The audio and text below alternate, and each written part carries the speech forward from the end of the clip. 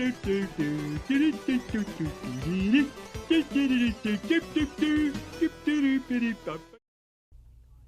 we're looking at CSI Miami for Windows PC, released by Ubisoft back in 2004.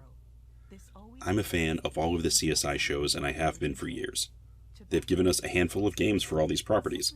In this one, it's obviously focused on the Miami series. I picked it up at a flea market 2 weeks ago for, I think, $2 or $3? And it's a 3-disc game. Everything's intact. Now, when I buy PC games at flea markets, I do have criteria. First, they need to be cheap. Honestly, nobody wants these. They fall very low in the video game spectrum, and honestly, I love them.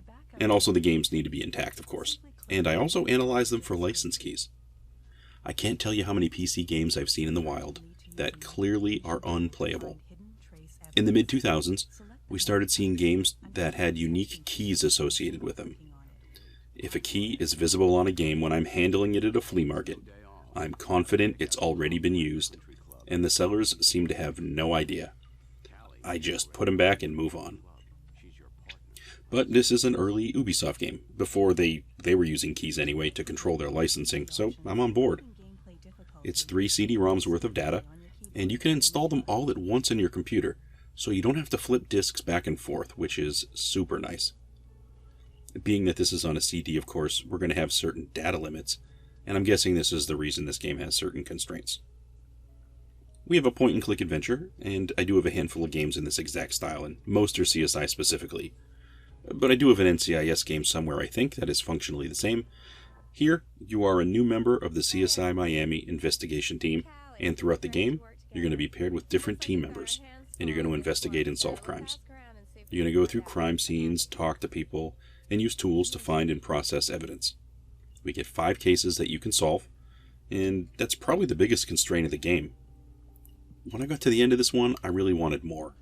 Truthfully, I think 10 crimes is probably what I wanted. But what are you going to do? I know this is not an exciting premise for a game for some people.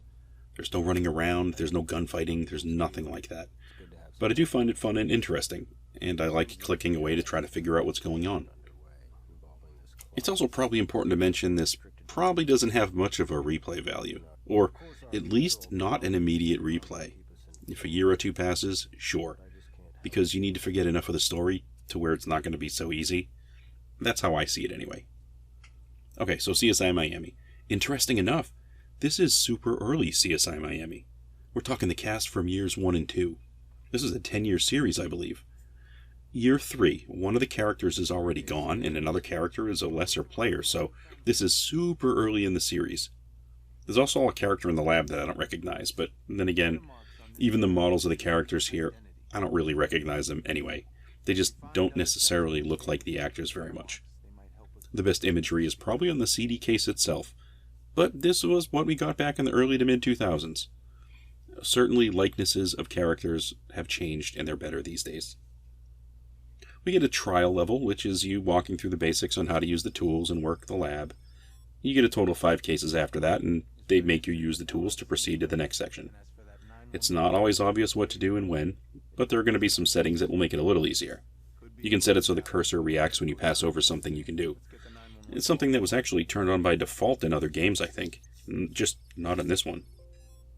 Even with this function turned on, I do find this game engaging, and it still takes plenty of time to wander through the cases. The scenes have pre-rendered backgrounds, and the characters are pretty much static. There's not a lot of movement, if any. But we do get digital audio, and occasionally you're going to get video footage to help flesh out the story. And I believe the video clips they use are pulled from the series directly. The first story has to do with an alligator being found dead in a golf course with a severed human arm next to it. Usually the first case in these games is a bit easier, and you can always ask your partner for a hint if you really get stuck.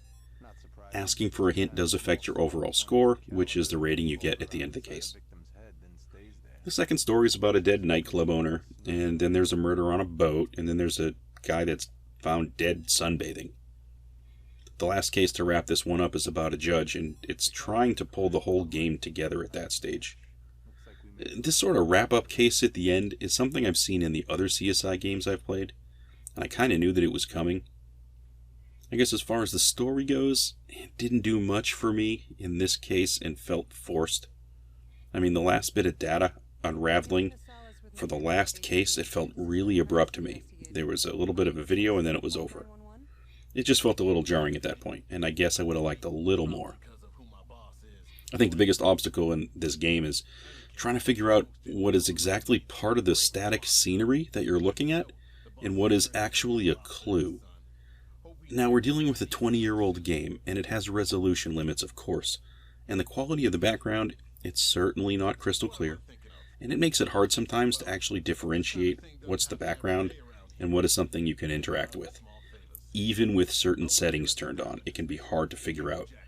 There are certain areas where you investigate something, and it turns out that there was something else to investigate that was bumped up right next to it, and you just didn't realize that there were 2 zones to investigate as opposed to 1.